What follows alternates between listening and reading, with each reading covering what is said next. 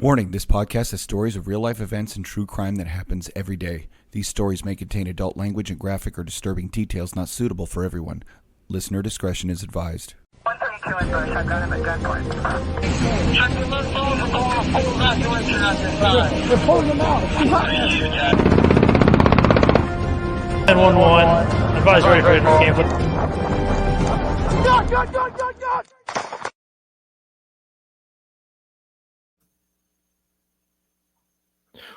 Welcome to another episode of War Stories. There is no Tom, and I'm Chuck. And we have back today, we have Julian from Syria, Mounted Cavalry Part 2 that we left off with you guys last week. So what's up, Julian? How have you been? I've been tired, man. I've been real tired just working away. You? Oh, yeah? What have you been doing at work? I'm a pipe welder, so I just sit there and weld all day and then come home. Yeah. And go to the gym. Do you use that line, or did you use that line? I lay pipe for a living. No, I unfortunately have not. But I probably, it's a little too late for that one. But I'm gonna use it. I'm gonna use it later and see how it works out for me. Oh, if I'm mistaken, weren't you with your old lady like the whole time? No. So you could have used that, or you just became a pipe welder. I became a pipe welder after. And oh, dude, you missed out on some awesome like punny pipe jokes. Yeah, I could have really used it, right? Oh, damn. Yeah. Oh, shit. I would still use it with my boys. just to fuck say it. Them. Yeah. Well, we were kind of talking with some stuff prior, getting things ready for the show, and I just noticed like there's been so many cops. I think 7 or some crazy number in the last week of just. Yeah, I think you said like 9. 7 or 9. I don't know what the exact number, but I remember seeing something, and it was god awful. It's a crazy amount, and we were kind of chatting before, and I've worked under, I enlisted under Bush, then Obama. I was under Obama, and then I got out, and then I came into the police department under Obama, which was fucking great, and then went under Trump, and then the Biden regime. And I can tell you this: working under Biden and Obama, I had never felt so scared in my life to wear the badge, to drive a cop car, to just do the job. Yeah, because I was at a time and point where I was kind of early on in my career, where cops were being followed home and murked at their house, like ambushed at their house. And there was a few, and it was like, I remember it like it was yet the other day. I was working in an area that shall remain nameless, the Rock area. And we were kind of sitting back one night and just decided to pull into the back of, this is going to give it away, but LASO Air, like their air attack squadron, basically for the hills and the valley and stuff. And they had a big flight line, and then we would kind of go sit back there, go through a gate where you could feel safe because there was a guarded gate, but you could sit behind a concrete wall and look at like the helicopters and the planes from the airport and stuff, because it was like adjacent or catty corner to the airport. And we would kind of sit there in the middle of the night because nowhere was safe where we were working. It was ghetto as shit. But that was at the same time that there were like warnings for cops, like, hey, take your thin blue line stickers off your car. Cops are being followed home. Like they're being ambushed at their houses. And it was some serious shit. Like this was going on roll call. And then, we go under Trump, and Trump was fucking great. I know everyone's like, oh, it's polarizing. Now it's just because one side, it's political. We're not going to get into it. But I never felt safer as a cop or more protected as a cop under Trump, regardless of my agency or not. But I just felt, for some reason, I just felt safer. And now all of a sudden I got to, jump back in time this last week, because it was another week where so many cops were just killed, murdered. It's fucking crazy. And it brings me back to that time under Obama and Biden, and now it's under Biden regime, and the same shit's happening again. We had was it Diller who was murdered in New York? Yeah. And 2 days later, 2 more coppers out there in New York were murdered, but you know, it's just the same shit over and over again, perpetuating the same evil and the same patterns. He didn't go to the funerals. He went to something other fundraiser. What, you know, the funeral of the cop. He didn't go. He didn't show his face, and he probably should have if he was going to be in New York.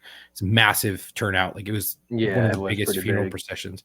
Yeah, one of the biggest funeral processions I have seen, and you know, it was just so sad. But now, you know, I was just looking, and we have a lot to choose from today for a dedication, so we're going to get into that at the end of the show. But it's kind of hard to choose because we have so many, and it's sad that we do have so many. We just had one in Chicago. I read about it. That I mean, he was in uniform on his way home in his civilian car, and you know, they stopped him. Awful. Yep. There was just a cop out here. It was just shot in the back off his motorcycle. And, I mean, it was a patrol bike, patrol motor. He was just shot in his back. I mean, luckily the vest stopped it, but he was transported to the hospital. He's stable condition. He's okay. But it's just these crazy, like, brazen attacks. We had another one out where I live, Klinkenbroom. Broomer was murdered in his police car in front of the Lancaster police station or sheriff's station. You know, it's crazy. It's crazy. But moving on from that and getting into the show,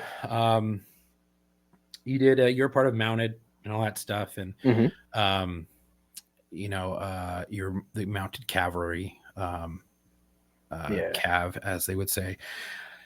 And you were in Syria. Yeah, definitely not where I expected to be, you know, as a 20-year-old on my first deployment. You were in Afghanistan, right? No, we stopped. We were supposed to be in Burin in Kuwait for 9 months. Wait, that's right. And sorry, no, you're fine. Sorry, I've been in college all day, dude. It's fine. I've been freaking pounding my brain away into this Got fucking keyboard. Left. No, dude. Up until the show, I was prepping a study guide because not only did I just start school again to get a second bachelor's degree in cybersecurity, it's fucking great. But I'm also prepping for a massive test for cybersecurity so that I could start working as a cybersecurity analyst prior to graduating school, so that I can get a jump forward instead of having to go into like a security analyst once I medically retire. Great idea. Instead of doing that and then kind of working my ass backwards way into this aerospace security field. And cybersecurity dudes, those dudes make a killing just so much money. But yeah, it's crazy. It's crazy, dude. I was looking at like in the private sector, not on like the government side or like the quasi government, like Skunkworks, Northrop, Boeing, shit like that. Lockheed Martin. They make like the private sector for like the studios and shit like that, starting off at like 200,000, 180. And this is this is one of the major certifications that you have to have. So I've been making a study guide for that while doing college and starting. So if my brain, if I'm not remembering shit correctly, just smack me in the face. No worries at all. Kick my dick in the dirt and get me back on track. All right. Yeah. No worries at all. Apologize for the listeners. Hey, Tom's not here this week. Sorry. He had shit he's got to do. Unfortunately, I'm going to be the one running the show at the helm. But he'll be back shortly. He's just got a lot of family stuff he's taking care of, some work stuff, and some play stuff that he's running a play. So with all that being said, let's get right back into it. So you were in Syria and a thing called Radio Hill. Yeah. Right? Yeah. You had Russians on one side with the Russian flags flying, the Turkish flags on one side, and a fuck ton of ISIS right in the center. Yeah, I mean, it was ISIS and all the little subgroups like PKK, little groups like that. Right. On the map, it's called, like, I still have my map. I probably shouldn't have said that, but I still have the map and everything. It's in my safe, but it was called Radio Hill, but we called it Fob Bandit because our troop name was Bandit. Right. And like I said, we didn't have really anything. SF was getting ready to go down to Raqqa. At that point, it was the ISIS stronghold. And, we got sent out with our full battle rattle, 210 rounds on a person. And that was about it. the resupply KLZ was 2 hours away. Right. So if you got into the shit and you needed a resupply, yeah, we were kind of like you're sitting in kind the of dirt. Yeah. How many rounds did you have on standby if the shit went sideways? Because you're probably carrying what, like We only had 6 mags on you? 210 a person, 210 rounds a person. That's nothing. Yeah. And so For your whole fob? yeah, so like obviously it varied with like our 240s or Right. you know, the 50 cals on the trucks or our saw Right. gunners. But yeah, I mean that's, you know, we had a couple of 203s, but we didn't really have anything to put up a really good fight. You know, like we're superior to any other fighting force, but you know, you can only put up a good fight for a while with 210 rounds a person. You know, and you got to think about it. Like I said, this is all of our first deployments. We're probably going to be trigger happy, you know, and so and that die motherfucker die on the 50 is gonna be like more like die. Yeah, you're wasting and it's just gonna be like 100 round belt. Yeah, yeah, and you're like, ah, shit, maybe I should come off. My barrel's red. Yeah, I don't even know how much we had to go back to at KLZ. Like we didn't have a surplus at the fob. We didn't really have anything. And so we showed up. It was such a shit show because, you know, like I said, I'm pretty sure I said this in the last episode, headquarters unit was inside the building and there was not enough room for our platoon. So we were up on the roof and we're on cots and it was raining every single day, every single night. You know, it was just downpouring, right? Freezing rain. It was Get awful. Those poncho liners up. Yeah, that's all we had. Bro. And it was god awful, dude. And we didn't have any source of showers, which you know, you got to shower every night, bro. Yeah, we didn't have it, which was expected. No, honestly. You got to shower every night because it was raining on you. Yeah, but I wanted to stay dry so I can go to sleep. Yeah, no, I get it. You know, the most sleep I got over there, I think I counted was like 3 hours. And because we were just fucking going 24/7, we were going. And we only had MREs. We didn't have any laundry possibilities, so we were all salt lined in our uniforms. Bet you those things could stand on their own. Oh yeah, they could. You know, like I kept my boots, you know, in my sleep system, obviously, and God, that reeked. It reeked, man. I can only imagine peeling off your socks and they're sticking to you, and you're like, "Fuck, I gotta put." Yeah, they're all like hard and crusty. Yeah. I hated it. Your foot turning yellow because of all the dead skin. Yeah, because it was soaked. Everything was muddy, you know. So you know, I had the Garmont boots, and they weren't really waterproof. No boots are waterproof, but we were running missions. Our main missions were presence and, you know, show of force. And for the first couple weeks, we were with SF. They were in their nice ass up armored like Hiluxes, you know, blacked out, you know, roll cages, you know, badasses, man. And when they took off, we were kind of still learning the area. But we had it down, and we were kind of just relying on the Kurdish to kind of show us around. Right. And that was the Kurds, the YPG. The YPG were the females? No, YPJ were the YPJ. Females. Yeah. Did you guys get to work with them? No, we honestly saw them like once or twice the entire time we were there, and they were just like such a like a folk's tale. Like if you saw them, it was like you see the president almost, like, because they're so hyped up. And like everybody praised them and everything like that. So if you saw them, you're like, holy shit, they're real. Right. And ISIS don't like them because they don't want to be killed by a woman. Exactly. And they had high numbers. From what we were told, they had pretty high kill numbers. And so we, like, throughout our time being there, we had made up like little checkpoints, and it was buildings along the flot that we would be able to sit at, you know, pull up an LRAS. We would do overnight missions where we'd sit and observe, you know, because we're scouts, we're cavalry. Right. You know, we had this one dude, his name was Jagdar, right? It was a Kurdish guy, and he would always end up riding in my truck because we're a lead scout. and I was the driver at the time. And he like didn't speak any English, and the Terp was always in the LT's truck, keep him the most safe. And this guy was trying to translate himself, like what he was trying to talk about. And I'm pretty sure the word was chaka or jaka, but he was talking about throw. He was talking about like you have to, they throw grenades sometimes. And this dude, like he's sitting in the back seat with my dismount, and he's like yelling at us because we have the internal comms and he doesn't have a headset. Right. He's yelling at us, trying to get us to understand. This man opens his window and just starts whipping our fucking waters out the window.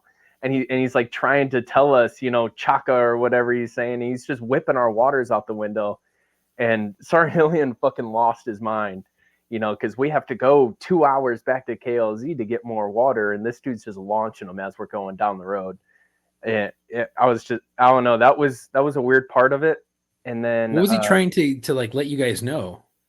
That like if he says chaka or that like we need to pay attention to him, I don't know, but the whole throwing the waters out the window just pissed us off. It didn't teach us. Yeah, because that's what if you're thirsty? Yeah, exactly. You only have so much in a fucking Camelback, and the rest are only little water bottles that are hot as fuck. Yeah, it was awful. Now you're getting rid of it. Yeah, he's just whipping them. But we went out. So like my very first butt pucker was like seeing tracers. The tracers were just like fireworks on the 4th of July. They were so consistent and all over the place because there was fighting all over the goddamn place. Right. Not with us. Like they didn't really try us too much until like the very end. But my first butt pucker was watching the tracers, come pretty close to us. Uh-huh. And I was like, all right, cool. Like maybe we'll get into a contact, and it didn't happen for quite a while. And we ended up going on this mission, and it was going to be an overnight on one of our little checkpoints. And I think a couple of days before that, I got promoted to the LT's gunner. And so I had a 50 cal. I was so happy about it, going to that master gunner school. I treated that thing like it was a newborn. So that thing was completely clean all the time. Like every single thing was checked and perfect. And I was like, did you keep your headspace and timing fucking thing on your keychain? We didn't have to with the new version. No, I mean, like, did you kind of sneak it home and carry it? People were like, oh, what's that? I wish. Yeah, that'd be pretty cool. I do have I probably shouldn't say that, but yeah. You don't have anything, dude. I don't have anything. What you have is probably what you got from a surplus store, right? I got issued everything I have, right? No, you got issued everything you turned into SIF. Yeah. What you have now. Some of the things they didn't take back. They didn't take it back. Yeah. But no, we're going on this mission. It was supposed to be an overnight. And so how we would do it, we would just do sections. We wouldn't do like full platoon rollouts. Right. So it was just our section. So it was the 1, 2, 3 truck. I was the 1 truck now. And so how we would do it is we would bring a team of dismounts, and then we'd set the trucks in tactical areas so that we're not close to the checkpoint in case it gets hit, and we can be able to pull in, extract, and get out. But it was there to be cover and guards. We were guards for the checkpoint. And then we would release the dismounts on top of the roof with all of our thermal imaging, stuff like that.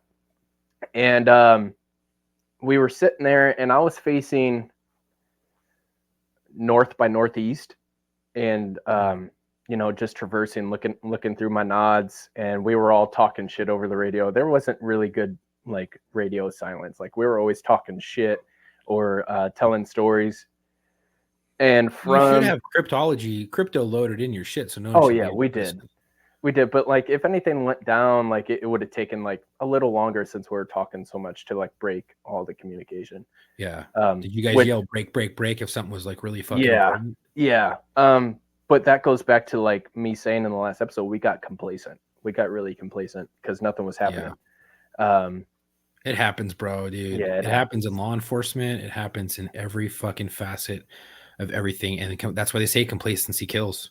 Yeah, Or you've been absolutely. in, or another one, tombstone courage. Have you ever heard that?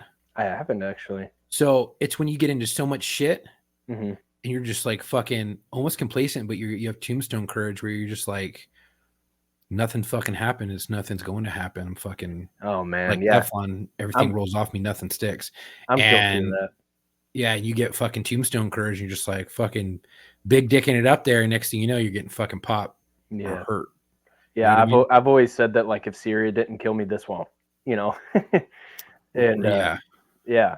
And so I guess that works. I guess I never heard that. But I'm sitting there and you always saw drones. Like drones were always flying around. You're always seeing like turkeys attack helicopters flying around. I got this really bright light in my nods. It looked like somebody lit a cigarette, but it was way bigger than a motherfucking cigarette. Right. And right. and it wasn't like a normal tracer, and I see it, fly over, and I hit brake, and I said, like, I have a possible, like my instant thought was a rocket tracer, that flew pretty close, and as I'm saying that, I see at least like 10 more, coming over going in the same direction. They weren't anywhere close to us. We couldn't hear a fucking thing, but once we started being able to see everything, you were seeing it without the nods. There were so many motherfucking rockets going over, and then we started hearing splash. We started hearing like them hitting the ground and everything. We started hearing the explosions, and my LT comes running down to the truck, and we're plotting like where this thing is landing. We're trying to figure out like where it's coming from, and we're calling it up and everything. And LT, he ended up becoming like one of my best friends. LT Hunt, he made the executive decision that we could see the impacts from Mud Dog Mountain, because they were landing like kind of right in between that valley. And so we fucking packed everything up and raced over to Mud Dog Mountain. And like as we're moving in this patrol, we're moving fucking fast, ducking and diving through the villages and everything. You're still watching them, and now we're able to see. And you're mounted, right, at this point? Yeah. So I'm on the 50. Luckily, I had a doghouse. I loved my little doghouse turret. But now we're able to see the impacts, and I mean, you didn't need the nods anymore. Like it was fucking bright. And the way you were able to come up to the mountain is you would come in from the side and come from behind it, and there was a makeshift trail that they put up there.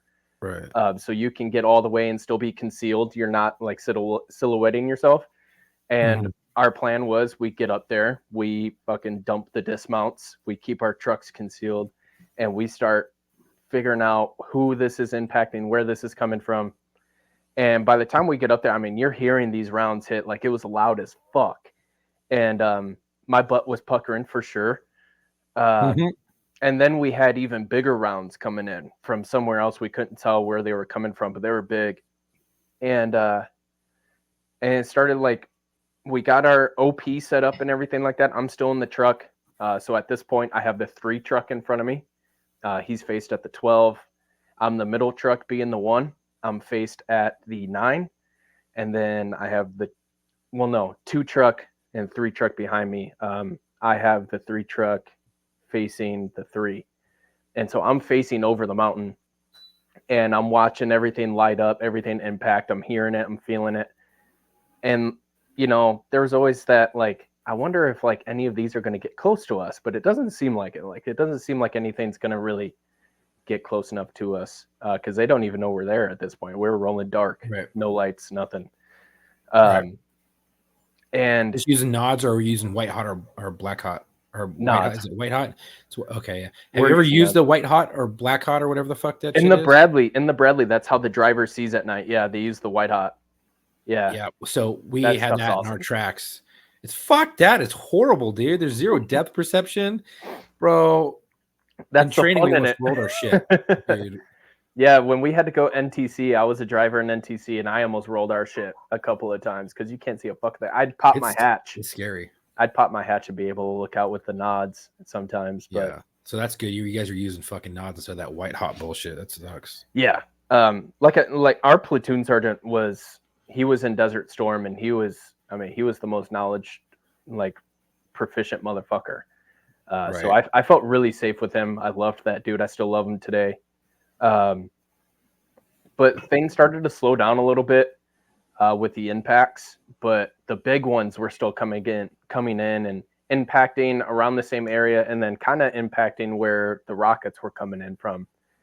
And we kind of started trajectorying like that this was coming from Turkey's side of the flot. And we're like, okay, this is kind of fucking weird. And we had our OP, we had one of the guys, he had a really nice camera, and he was recording through his nods, watching the impacts in the valley and everything. I mean, they were hitting houses, they were hitting like anything they could hit. And he's recording it. And there's a couple breaks within the impacts. And all of a sudden, like, you can find the video on YouTube.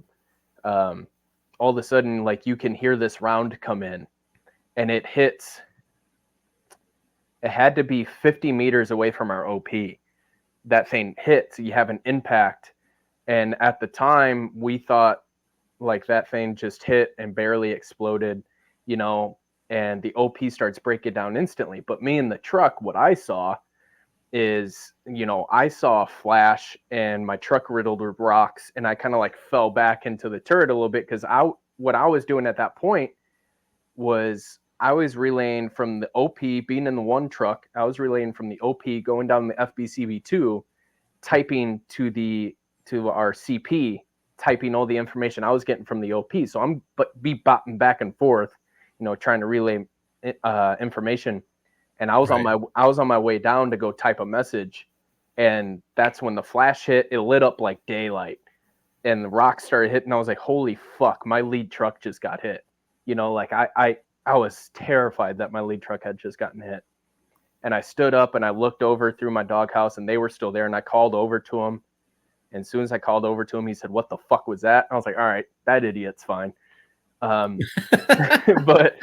But I started getting, you know, radio chatter that the OP's breaking down. We're getting the fuck out of there, because really our ROE was bullshit. We had to get shot at and weapon confirmation before we could fire back. Right. So you're getting hit with a rocket. You're like, I can't see where it's coming from, so I can't shoot back. But I'm getting so we had to run. Decimated.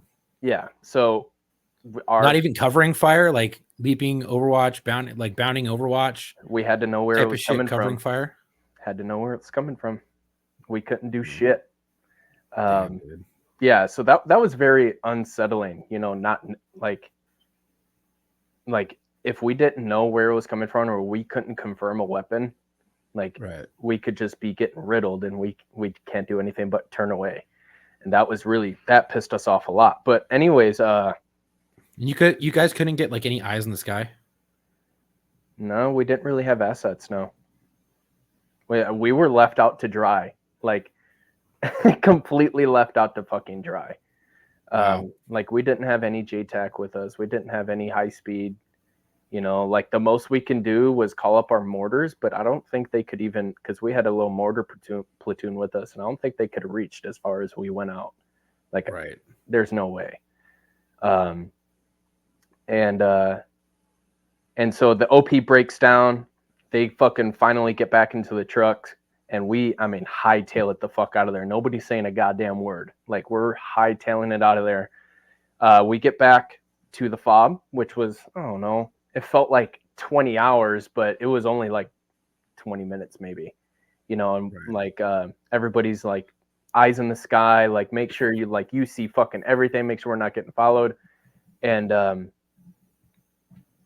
was a really scary moment, because we thought that, you know, that was going to follow us. Like, we were going to lead them right back to the fob, and it was going to follow us. And lo and behold, nothing happened that night. You know, our platoon sergeant told us not to take it personally, which I didn't really know what he meant by that at the time.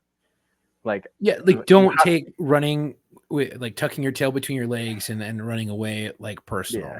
Yeah. Like, hey, we can't fucking see. We got to get the fuck out of here before we get fucked up. Yeah, exactly. I think that's what he meant. Yeah, and at the time I didn't. I was like, don't fucking take it personally. We almost lost most of our platoon. Like, don't take it personally. but I respected him, so I just fucking listened instantly. Right. And, you know, I couldn't sleep that night. I don't think any of us really slept that night. You know, we also had guard because nobody else was doing it.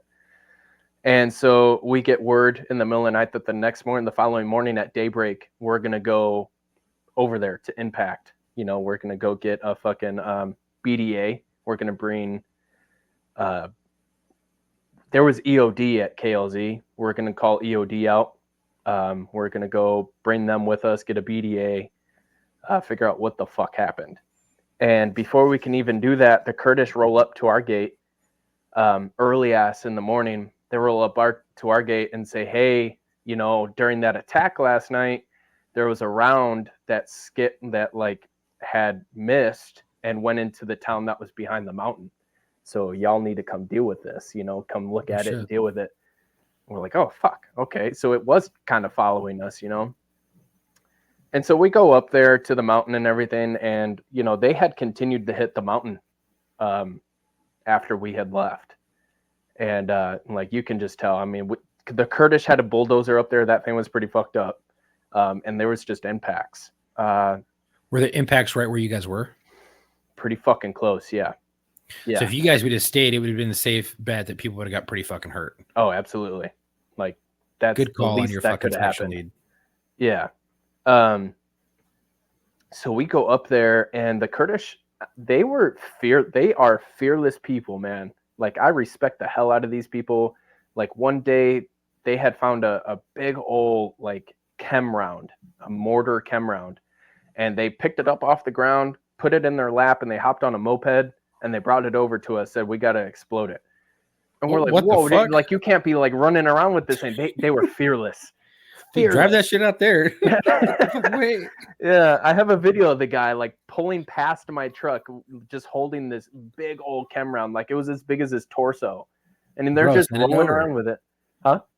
Send it over. We'll post it. Yeah, for sure. I'll send it over to you. Yeah. I got a bunch of videos I could send you, but do it.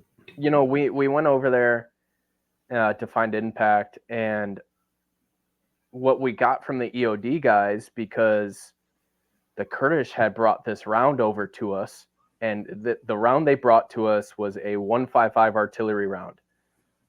Big motherfucker. You know, a big motherfucker, dude. And like, they brought it over, and it was a NATO round. And they had brought it over to us and said, this is the one that was in the town behind the mountain.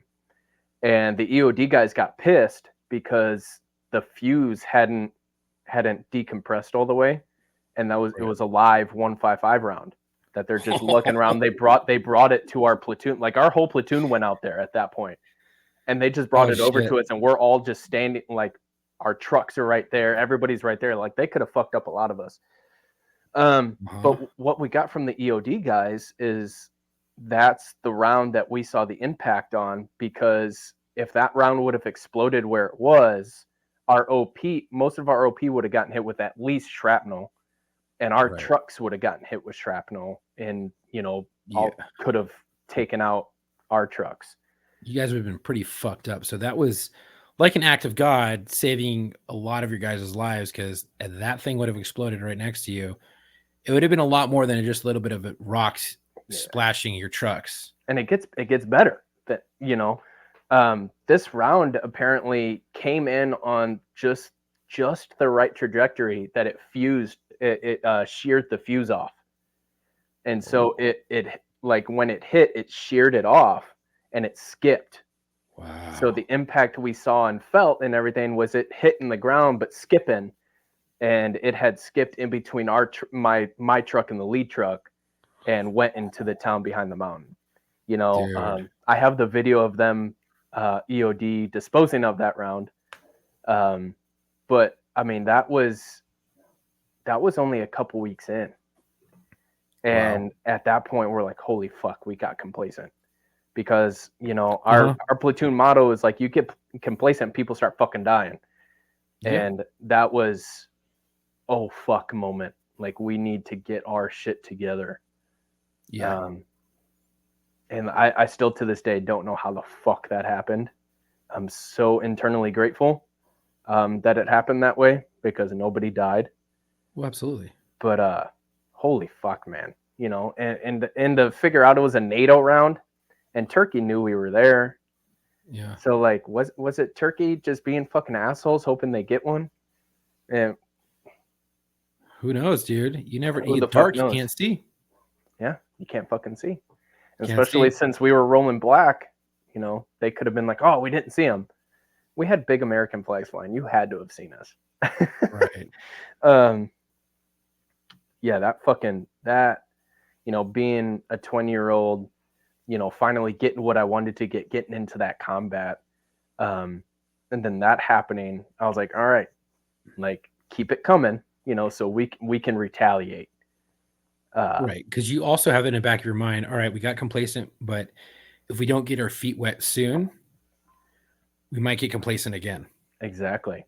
And not to forget that I also had like that feeling I wasn't going home. And so that happening so close, I was like, all right, when's my number up? Like that was fucking close. That was the little warning, hey, here it comes. When's my number coming? Right. Like we've all seen Final Destination. If you haven't, you should go watch those classic movies, okay?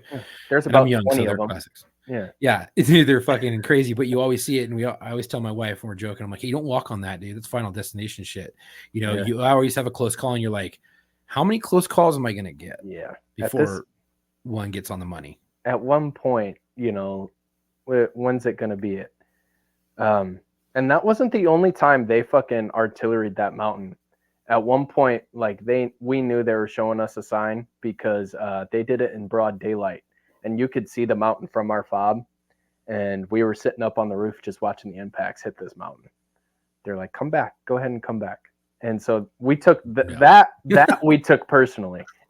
Right, you're like, you motherfuckers, yeah, dangling that carrot, and you're like, I want to bite, but then they have your fucking position, your paws like on fucking lock. You go back, you're about to get fucked up. Yeah, that's when we stopped going there as often. We kind of let the mountain cool down a little bit because they clearly showed that they knew exactly where we were sitting. Yeah. And how were you guys able to push out and do any kind of patrols, or were you just basically there to like sit in the fob, do minor patrols around, do some scouting stuff to keep it safe for SF dudes? Or no, we were kind of like asking them to shoot at us. Like that was kind of our job to, figure out where they're at, like make them shoot at us, figure out where they at, get them, so we can, we wouldn't be able to cross an invisible line, but we would have been able to do what we do, Right. But yeah, like we just did a lot of like flopping the dick on the table, like come get us. Right. Which that always felt great. I loved it. Just shoving it in their face. The flags flying. Like we had the nice flags with like the what's the word I'm looking for? But it has like the yellow all around it, like the yellow fringe, all around the flag. We had those nice ass flags just flapping, showing the big dick energy of America. And that was always great. I loved that. But in another butt puckering instance, it was a couple of weeks after that. It wasn't my section going out, but I asked my platoon sergeant that if I can be a dismount for him. And he's like, absolutely, like come out with me, I'll show you some shit. And I was a dismount for his truck, pretty much his RTO. And we were going through, I forgot what town name it was. But we were rolling through a village, and our patrol just stopped. And being the Ford truck, he was in the very back, and so we had to wait for a radio to figure out what the hell is going on.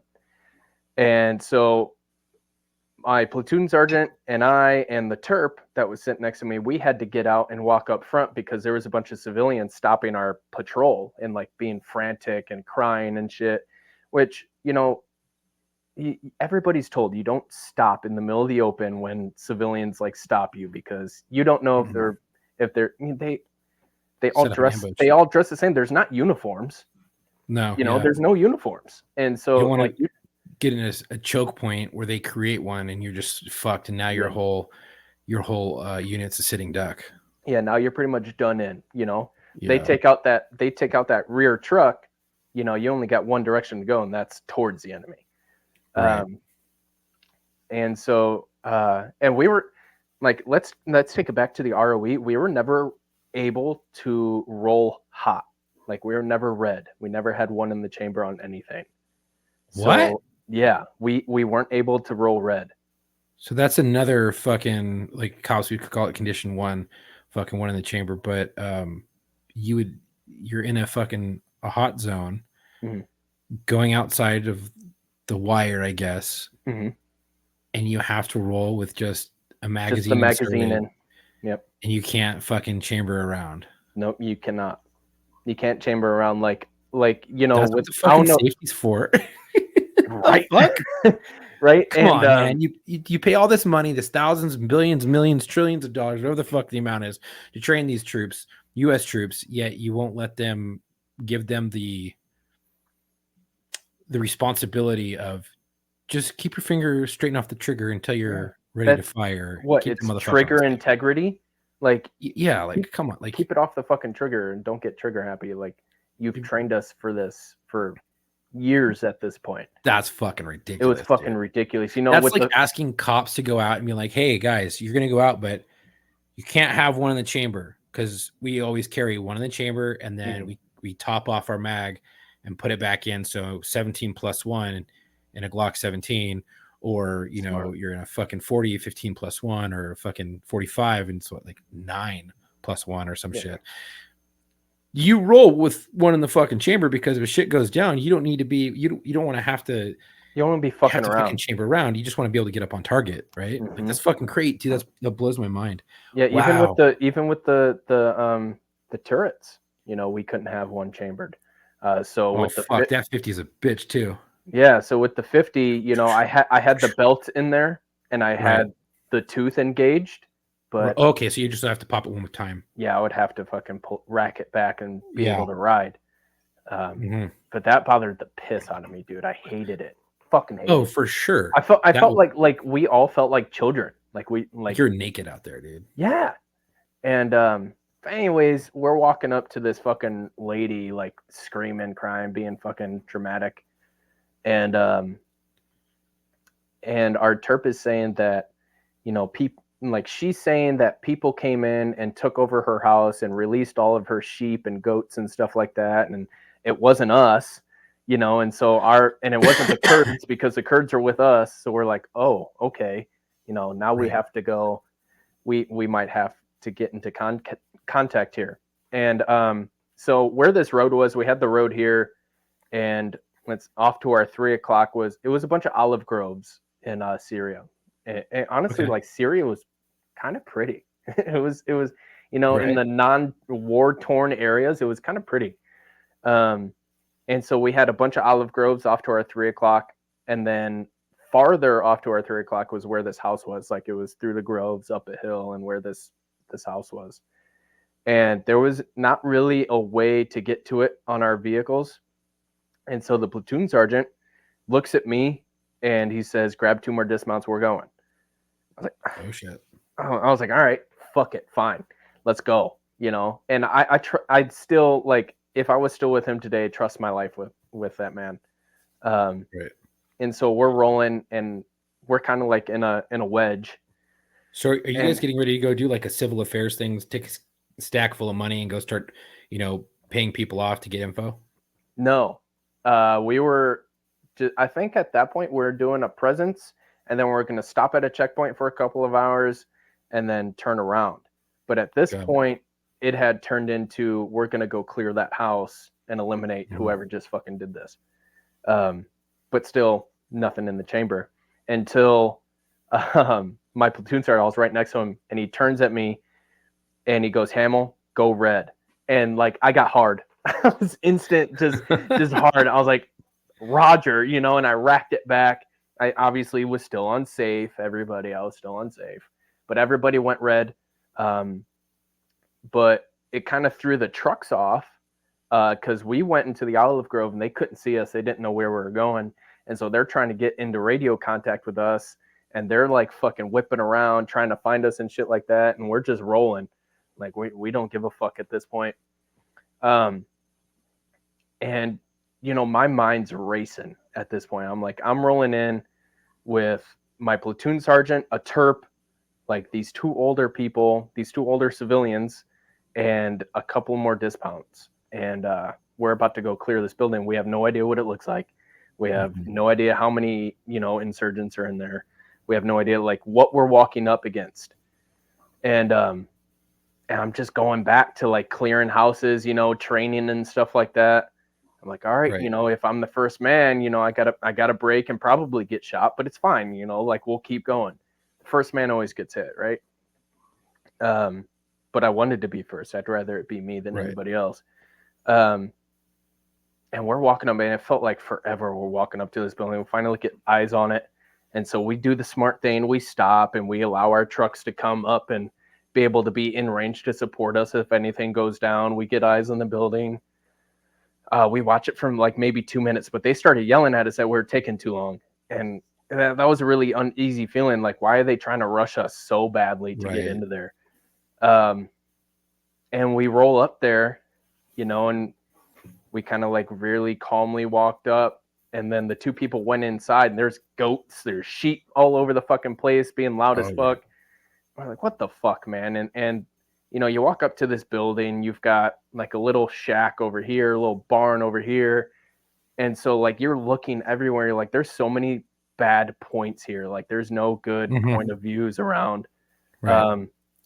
And so like, you just, your training mind takes over. You stop worrying, you stop being a bitch, and you just fucking training takes over. And, once we saw them walk in there, we all kind of relaxed, which was, looking back on it, was kind of stupid because that still could have been a trap. We all kind of relaxed. We walked in, and luckily there was nobody there. We cleared this whole house. There was nobody there, which was kind of a fucking letdown, man. I got to go red, and there wasn't anybody there. I was like, all right, now I got to drop this round out of my chamber before I go back.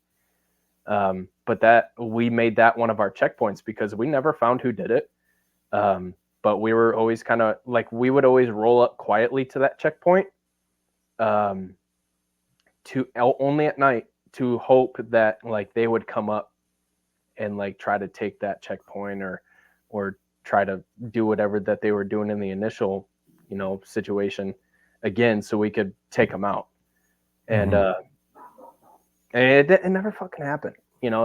They were all just a bunch of pussies over there. They didn't want to do it. They didn't. Well, that's a letdown. Huh?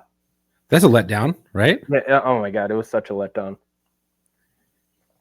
But yeah, I mean, near the end is when it got really hairy because I mean, we were a couple of days out. And from leaving?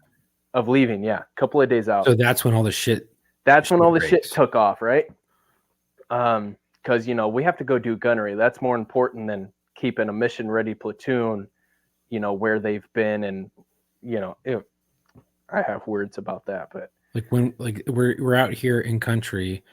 Yeah. Why do all this fucking training?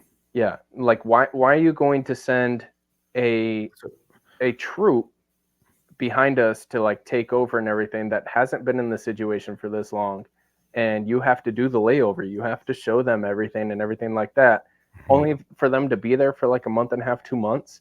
Like, keep us there. We don't need to do gunnery right now. That's what pre-deployment's for. Exactly. But squadron was a squadron, terrible squadron, but it was awful. Like, our squadron was the squadron that our SCO and Command Sergeant Major lied on their taping and their PT test, and they got caught. It was one of them squadrons. Fucking solid, bro. Yeah. So what happens, dude? That's great. So what happens towards the end? Like, you're a couple days out and shit starts hitting the fan. What happens? So we roll up, and it was another overnight at this checkpoint, and it was like one of the brand new checkpoints too. And, we always got little glimpses of a T-72 that on the other side. That we found out that was ISIS controlled. It wasn't Turkey's or anything. It was ISIS's. And yeah, cool. we would just get little glimpses of this, and like they were teasing it, you know. And they're like, yeah, we got it, but you're not going to be able to see it because we probably don't know how to use it. Right. And so we're sitting there and we get eyes on this thing, and it looks like it's off, and we see a bunch of them, you know, running around. They notice that we're there. There's a bunch of them rolling around, going on top of the buildings. You know, we see them like actually getting ready to shoot at us. And we're in like, the T-72 Soviet Union fucking tank. Yeah, T-72. You know, they got. You know, we were able to. We had the LRES up there, so that thing's like 2,000 K. Like you can see anything with that fucking thing. And so we're seeing PKMs, we're seeing RPGs, AKs, and they're all like taking position. And we're like, oh yes, finally, yes, you know. And so they did start shooting at us. But like they were so inaccurate and their weapon systems couldn't reach. But the tank hadn't started moving yet. And so they're shooting at us and there's tracers, you know, you're hearing the whiz, you know, a couple of them cracked. I love that sound. You know, you were just hearing the whiz, and like I don't know how they did it, but every single one of their rounds was just a tracer. You know, they didn't have non-tracer rounds. Dude, they're just loading all tracers. All tracers. I don't know what it was. I don't know if it made them feel cool. But they're so just inaccurate. They needed it. Yeah, they had no idea how to shoot because they're all going above us. They're hitting low. I don't think one round hit the building. But and so we were kind of joking about it. We're like, fuck these guys, you know, like they can't even like give us a fight. And then we see the T-72 start traversing towards us. We're like, fuck. You know, like we just had to say something.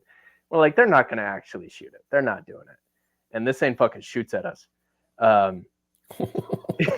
This thing like it's big gun? Yeah, the cannon. The cannon fucking takes a shot. And it was a collective like, oh fuck. You know, you saw the flash and then you see the round, you know, go, you know, it completely missed us. Dude. But we're like, oh fuck, they actually did it. Like, holy shit. Oh fuck. You know how to use it. Yeah, they know how to fucking use this thing. Yeah. And did you guys hit it with the 50 and then fucking light it up with the 40 mic? So we didn't have any 40s. Like we only they didn't bro. even give us that, man. We only had 2 40s and 50 cals on the trucks. That's all we had. Cool. And dude. You know, we had a couple of 203s that we carried. But this thing shoots at us and we're like, all right, if they shoot at us again, you know, we'll see where it's at, but we're going to like see like how they maneuver this thing. You know, we're going to try to get information. Lo and behold, they fucking shoot again. And they were walking it. They walked it a little bit and they got it right above us this time.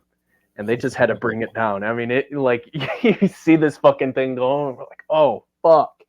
And so that's when we started getting really excited and we're like trying to figure out like, is that considered like confirmation, you know, ROE, 100%, you know, dude.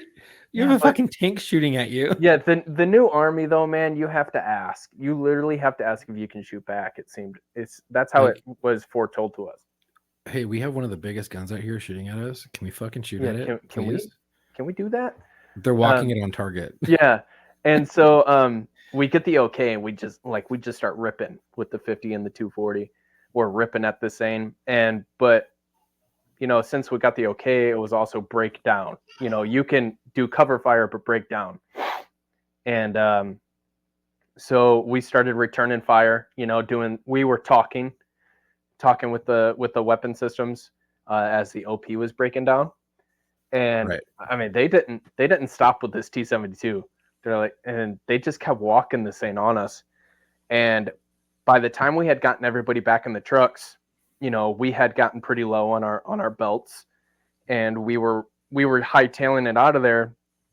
And by the time we had gotten everybody in and we're getting ready to get out, like that, like one of the final rounds, like you heard it.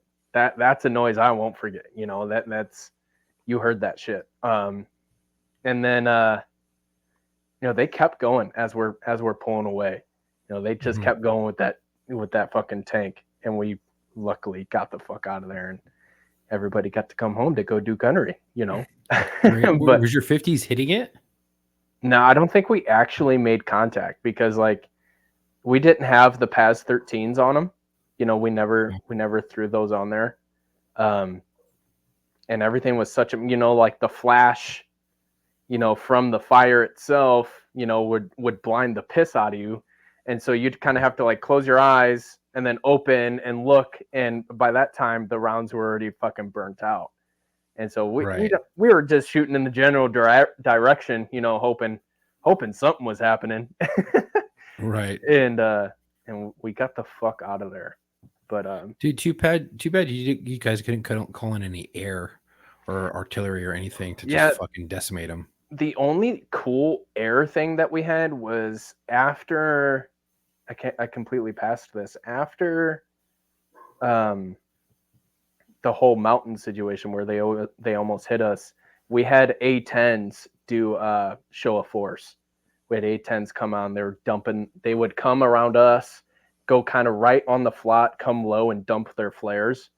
And they did that at night a couple of times. So that was like the only air like situation that we had. Like we didn't have time, the resources to fucking call anything up. That's because like the KLZ, the landing zone, we didn't have any artillery there. That had no long range weapon systems.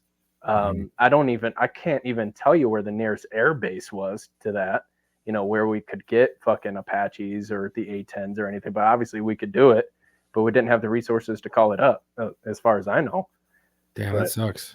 Yeah. I mean, like if it all comes back down, like SF ended up coming back and like that SF unit was awesome. They came in on a Black Hawk right outside of the FOB, landed. It was the SF general. He comes just strolling out of the cloud like a bad motherfucker. And he ended up coming back and they supplied us. They gave us a fucking kitchen. They gave us tents. They gave us showers, laundry. And they actually ended up giving us more rounds too. So like we felt a little safer by the time that we were getting ready to leave. But it took SF, coming to support a unit that they didn't even really care about. And our unit just saying like, good luck, have fun. Type of thing. Damn. But we didn't have any assets. So you finally get into that sucks, but you finally get into contact that you can actually see, and now you see a fucking tank. Yeah. Soviet Union fucking tank, and it's shooting at you. Mm-hmm. How did it make you feel knowing that you just had to sit there and fucking throw some rounds back, and then you have to like, all right, we gotta leave?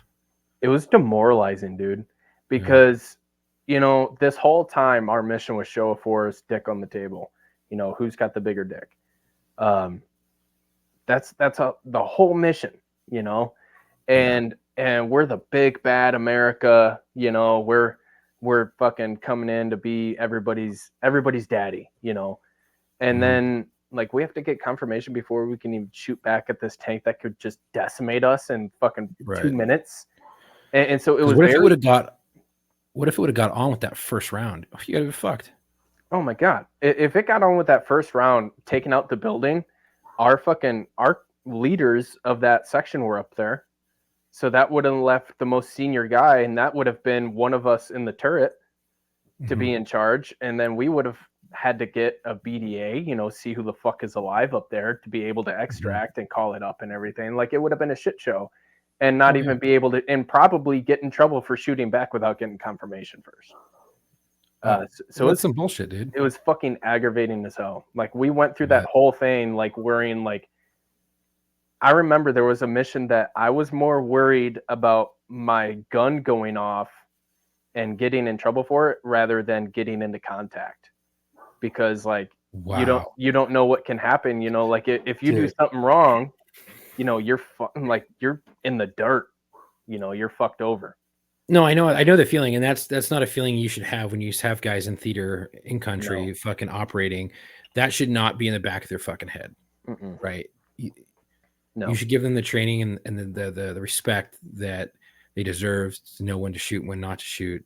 And and give them the assets that they need to, in case they encounter something like a fucking tank, that they Yeah. can destroy that fucking thing, because that not only leaves the next people coming to replace you at a disadvantage, but it makes the other opposing side feel like they just won up the United States, and then they have the big dick and they're like, Mhm. fuck with us They're now. Yeah, You they're know, gonna go type of thing. promote that shit. Yeah, and Like it's gonna fucking we were all scared. I hate using the word scared, but we were all worried to the point that like when we were rolling through villages and shit like that, obviously you had to have your gun elevated. But me personally, I was holding on to the 50. I would have one finger holding the safety, towards the safe direction, and my thumb pushing up on the butterfly trigger. So like I wouldn't accidentally, like, I don't know how it would happen without me charging the handle, but I was so worried that like, you'd you send would a round off. send a round off, and that there was a lot of points that you were more worried to fucking shoot around rather than get shot at, and that pissed That's me off fucking a lot. crazy. Yeah. So you guys took you guys take any small arms fire? Oh, most of the time we went out to checkpoints during the day, we took small arms, but it was never accurate. There was like the closest thing that happened, like it would hit a building next to us. Like they were never accurate. It was like run around the corner, dance around, pull the trigger a couple times, and then run away. And you could never get like confirmation to send it back so you could shoot back. No, they would dump it. So you're just You had to getting have hit for no fucking reason.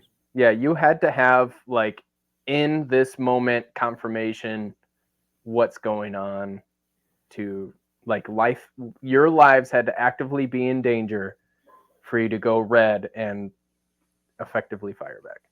Right. So they want a sustained gunfight Mhm. for you to call it in while you're getting hit and taking rounds, for them to be like, okay, yeah, now you can engage. Yeah, That's how lives get lost. yeah, because like we were told that we weren't supposed to be there, and so we're like, well, what are we fucking doing here then? If we're not able to do our jobs to the fullest ability, what the fuck are we doing here? Just recon. That's Yeah. it. Yeah, it was really demoralizing. A big letdown. I bet. Well, at least you got to see a fucking tank shoot at you. Yeah, Shoot right. back. You're like, Get I to hope I remember hit that. it. Yeah. Yeah. And then so now you get back, and now you're there, and you're doing the changeover Mhm. and showing all these guys. And while you're doing the changeover, was that at the time you were doing the changeover those last couple days? No, that was like right before they had gotten there. Did you guys get any contact when you're doing the changeover? No, it got like we saw nobody. It was quiet as fuck. Nobody came out. I don't like. We started getting bigger vehicles at that point too. Like instead of the Humvees, they gave us the Mat V's. Right. And It's like that Max Pro thing that has that hydraulic ramp that comes down the yeah, back. so we had two of those. Those were our medic vehicles with the Max Pros, and then they gave us like the new Mat V's and everything. But we didn't see anything on changeover. Now, when it comes to Comanche, that came in behind us, I don't know if they had gotten anything. Didn't really talk to them much. I don't know if they had gotten anything while they were there for their short time of being there. It was like it was almost like it got really aggravating because it felt like they were just sending people over to get that combat patch. Like, go ahead, get get shot at, get the combat patch. No, it's not what it's about. Right. And so, yeah, no, it's not what it's about. You're gonna get people fucking hurt. Exactly. You're putting people's lives in danger just to get a patch. Yeah. So now you fly back, do gunnery, and then you guys get fat and happy, and then bounce out and go back to the States. Yeah. So we had gotten back, did our gunnery, shot Top Gun again, and we go back to Arif John, and literally all that. It was an Air Force base, so they had all the cool fucking shit. But just an extra kick in the dick. They put us on security, where we had 24-hour shifts, where we had to sit in this building that had a TV that you can watch, like we were watching the Cubs games, that you can watch TV, but you had to look at these computer screens that had like all the cameras on the outside of the base. And that's what we did. And like we worked out, we ate, and we did that for, I think it was like maybe a month and a half, 2 months. Right. And then we went home. And that was my deployment. You know, it really, it was, oh, this is going to be bullshit, to, oh, this is going to be fucking exactly what I asked for. I love every bit of this. We get there, it sucks. You know, this is what the Army is, to what the fuck are we really doing here, to, all right, let's just go the fuck home. This is awful. Right. Yeah. But you had some moments where you were like, fuck, dude, that was close. So Yeah. it's not like you didn't see anything or nothing happened. Shit happened. It was just so fucking mismanaged that you weren't able to do exactly what you were trying to do. Yeah. And that's the shitty Exactly. part. Yeah. But that sucks, man. And, you know, I get the whole mismanaged thing, you know, in law enforcement, you get mismanagement Mhm. and stuff like that, where you're not able to perform the duties that you need to do and stuff like that. So I 100% get it. And I get the whole military thing where you joined up to do one thing and you ended up not doing something that you joined up to do. So I 100% get it. But the important part is your whole unit made it back in one piece. Yeah. No Not one's even crazy an injury. disfigured. No, no one's disfigured, and Yeah. everyone gets to go back and see their loved ones. And I mean, that's a win. That's you know, Yeah, win in absolutely. the book. Who else like really gets to say that in a combat situation? So that definitely felt great to come home. And, you know, like when we got back, you know, we had this all like big ceremony where walk across the ceremony field, and you know, you greet all the families and everything. I didn't have anybody down there to greet me, but being able to see everybody go to their wives, their kids running up to them, it was such an amazing feeling. Like just being a squad leader, I was like, wow, like I was a part of that. Right. It felt so great to see everybody see the ones they came back for. Those wives and those kids are going to remember that for the rest of their life, because their dad, their mom, or not their mom, but their dad came home. Their husband came home. Mm-hmm. Yeah. You know, so that's a big what's thing. important. That's very important. Yeah, man. Yeah. Well, as we're getting ready to get to the end of this, I want to ask if you have any last words, any last thoughts on your deployment or in the military in general. Honestly, I have something about like getting out, because you know, you and I both know when you get out, you're fucking nothing to the government. Like pulling teeth to get any sort of guidance. But you know, to those like getting out or thinking about getting in, like the resources are there. You just have to talk to the people that have done it already. Don't rely on the government or any VA thing to help you, you know, like transition in or out. You know, you have to rely on your brothers that have done it before you, because it's going to be fucking hard. There's no way around it. You're going to lose your identity. You can lose your brotherhood. You're going to lose everything that you are. You're going to lose everything you are. And that's one of the hardest things I've ever done, was getting out. Like getting out was harder than getting in. But you can't let the dark win. You just gotta, it's always going to get better. You know, you just got to get to that point of letting it get better. Yeah, you just got to fight for it. And to kind of piggyback on that, getting out, when you're in the military and you're getting ready to get out, just know the shit that they tell you for me in Marine Corps with SEPs and TAPs, and you're getting ready to get out and go through all that shit and the trainings and the stupid death by PowerPoint. All that dumb stuff that really doesn't fucking matter. But one thing they told me that really mattered was, when you're getting ready to get out, you are going to feel like you don't have an identity, and that civilians move at the fucking pace of a snail. Oh my fuck. No sense of urgency. No. And in the military, it's all hurry up and wait. But we get shit done at a pace that the fucking civilians in this country can't fucking comprehend, because they're slow as fuck. They're just okay with existing. Yeah, so just get ready to just be aware of that, and try not to lose your shit when they're taking their sweet ass time to get something simple done that you could have already had done fucking in 2 minutes, and they're going to take fucking half hour to get it done. So just know that, and you know, just take a fucking deep breath. Just know that they're nasty civilians, and they don't care. They don't have a sense of urgency. No, nobody cares what you did. Nobody's going to give a fuck. You know, everybody's more important than the other in this world. So yeah. And that's a shitty truth. But Julie, I want to thank you for coming on. And as we get ready to close this out, I do have a dedication. Like we were talking at the beginning, just so many police officers have lost their lives in the line of duty this last week. So it's a sad thing, and it's something that is just disheartening to deal with. You see so many cops just going down and getting killed. It's just, we have so many. We have, 2 from Texas, 2 days apart, or a day apart, basically. Jesus. And then a couple days before, we have one in Chicago that you're talking about. Fucking Idaho. And then you have California. Fucking, I don't know what that is. I don't know. Like Indiana, New York. Like it's fucking crazy. New York.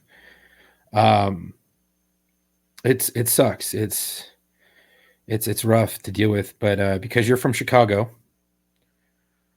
we're going to do a dedication for the officer that was lost in Chicago, or Chicago Police Department in Illinois.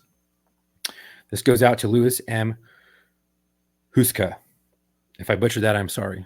But police officer Louis Huska was shot and killed in the 3100 block of West 56th Street at about 2:55 a.m. while driving home following his shift. Other officers were alerted to the shooting by gunshot detectors in the area and located Officer Huska suffering from gunshot wounds. He was still in uniform, but his gun and badge had been stolen along with his personal vehicle. He was transported to the University of Chicago Medical Center, where he succumbed to his wounds. The subject or subjects are still at large. Officer Huska has served with the Chicago Police Department for 6 years and was assigned to the Calumet District Priority Response Team. He is survived by his mother and uncle. He was 30 years old, served 6 years, and they do not have his badge number.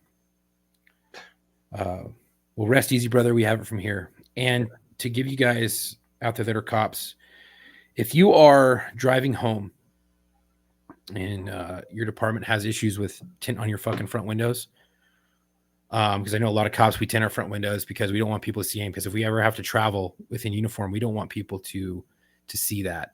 We all know coppers who worked the 2020 riots that we were working hours upon hours upon hours, endless shifts, back to back to back to back with no days off for weeks at a time. And it was faster to delouse at home, to don our gear at home and don and doff our gear at home, because we wanted to get as much sleep as we could, whether that be 3 or 4 hours of sleep, then go back and do it all again. We were riding with our gear on to and from work. If your department has a problem with you tinting your front fucking windows, wear a jacket. If you drive from the station, be cognizant of, is there people waiting outside of the station? When you come into the station, is there people waiting outside? When you leave the station, is there people waiting outside? Is someone following you? If you think someone's following you, do some fucking quick hot laps around your division, around your station. Because if someone's following you, pull right back into your fucking station, radio that shit in. If you don't carry your radio off duty, have that fucking cell phone brought up. But if you're in an area where you think you might be ambushed, just bring your radio. Now, don't be responding to calls and shit like that off duty, but have your radio in case you have to put out, officer needs help. Fucking off-duty officer needs help. I just left the station. Give the station that you're at. That way you can get, priority traffic to you fast as fuck. And in complacency, don't be complacent, but conceal your badge, conceal your uniform. We had an incident where a guy was leaving our station, and I know the guy personally, and he was ambushed down the street from our station, took 3 or 4 rounds into his car. He was able to lose a suspect and call in for officer needs help, shots fired call. And we were able to get to him, and he was uninjured, thankfully. Wow. But his car was fucked up.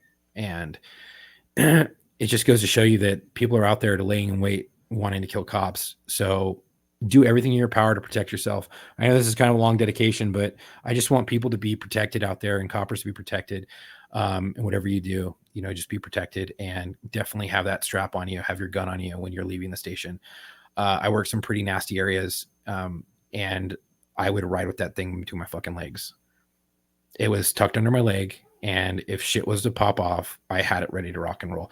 And then once I know, I was like, okay, I'm on the freeway, I'm okay, I feel a little bit safe. You know, I'd put it in the center console, I'd put it in my fucking door, or I'd put it back in my waistband. But that motherfucker was ready to rock right there, and it was in a holster. But I just had that, you know, that situational awareness to know that shit can happen. And I came in at a time where officers were being ambushed too. So, and that was prior to what I was talking about earlier. And I'm not going to get into that, but coppers were being killed.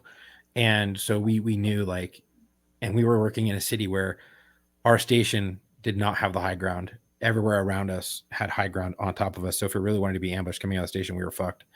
So just be cognizant of that. Know your surroundings. Protect yourself. Carry a radio on you if you have one. If you can leave the station with it, leave it. And just in case that happens, in case you get ambushed, and cover up your equipment and your badge so no one knows that you're a cop when you're leaving. Yeah. Or if you can, have some tinted windows. But as we're closing out, I just want to say thank you everyone for listening. Stand by. My phone just took a crap on me. Never stop training either. Can never be trained enough. Damn it.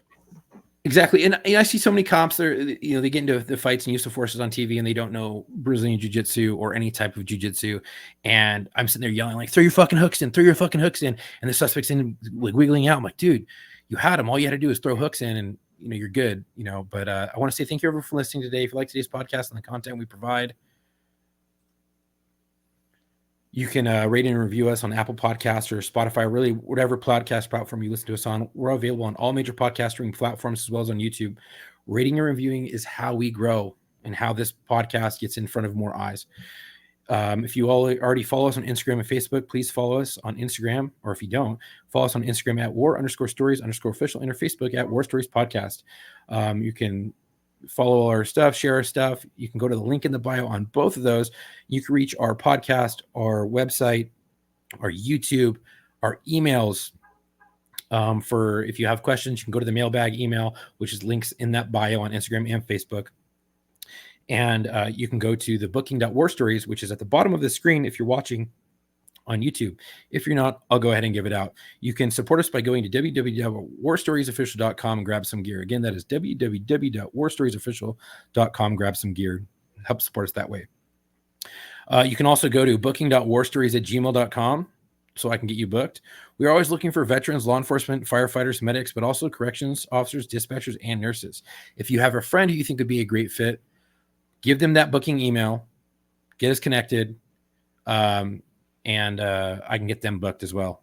Thank you for support, everyone. Stay safe. Stay safe for sure. Yeah. Well, as we close out, dude, do you have any final words? No, man, I really appreciate, what y'all do.